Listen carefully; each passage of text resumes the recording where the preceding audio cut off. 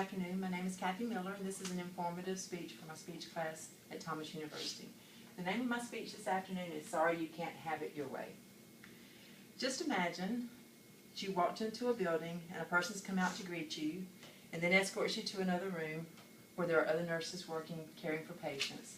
There's physicians walking around interviewing patients and family members sitting with patients. As you're looking around at all the activities going on, you hear someone say, I need you to take off everything all the way down to your birthday suit and put this gown on. Your first thought is, what? But most of us have experienced that, and that's the quickness of how soon it takes a patient to walk into the hospital, to have a surgical procedure, and go from being greeted to being placed in a bed. This is the beginning of the perioperative experience. The perioperative experience consists of 3 phases: the pre-op phase, the inter-op phase, and the post-op phase. And I'd like to talk about each and describe the job tasks that are associated with each of the phases. This is a picture of the pre-op nursing. This is actually what happens. A nurse is interviewing a patient. They have 3 important criteria they need to do. They need to assess the patient. They need to perform the education that's required so that the patient knows what type of restrictions they have, what kind of exercises they need to do after they've had surgery. And the most important is that they need to communicate in simplistic terms so that everything that is happening to them can be explained to them during this phase. It's also very important that you communicate with the family to keep their anxiety levels down.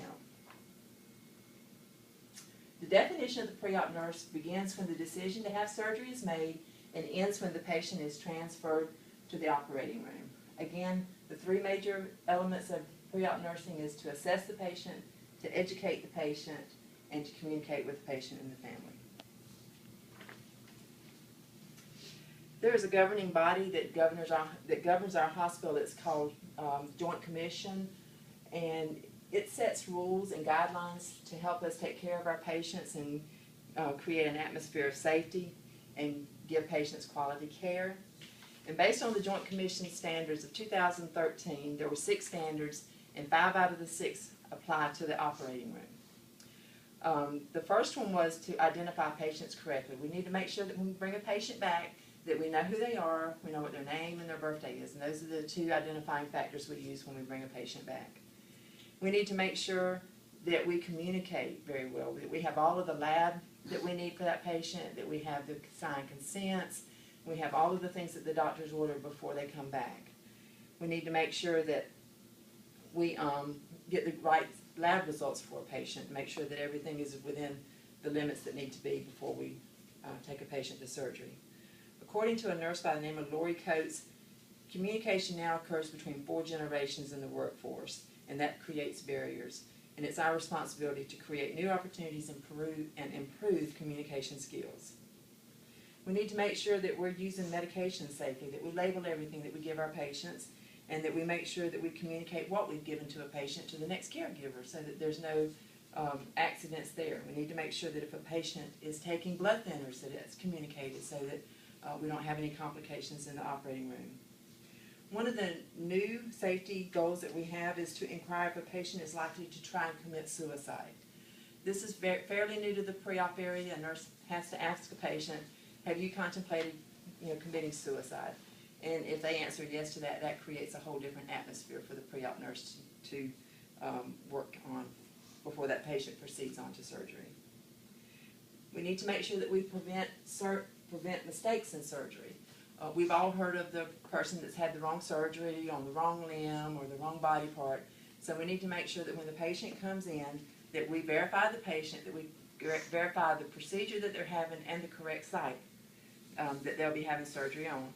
And it's also very important that the surgeon mark the site before they leave the pre-op area. The next phase is the intra-op phase, and that's the area I work in most of the time in the operating room.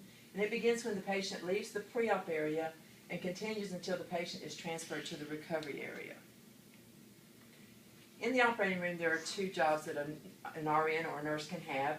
The first is a scrub tech, and that person is the one that's in gown and gloves, mask, and scrubs in on the case in a sterile situation and helps the physician. The second position is the circulator, And this is the person that stays outside the sterile area and does all the other jobs that are required in the operating room.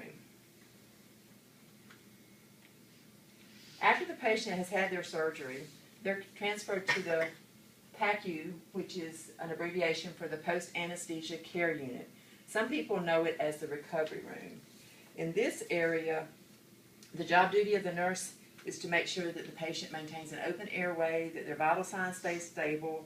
They monitor the wounds, the dressings, and the drains that the patient has. One of the most important jobs that the nurse has in the post-op area is to communicate with the physician and the anesthesiologist in regard to the patient if there's any changes in the condition since they had their surgery. Another major job task for the PACU nurse is to ensure that pain control is given to the patient through the regular administration of pain medication.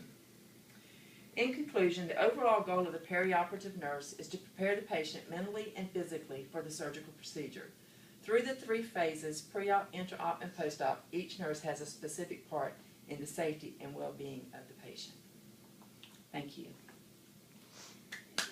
That is it.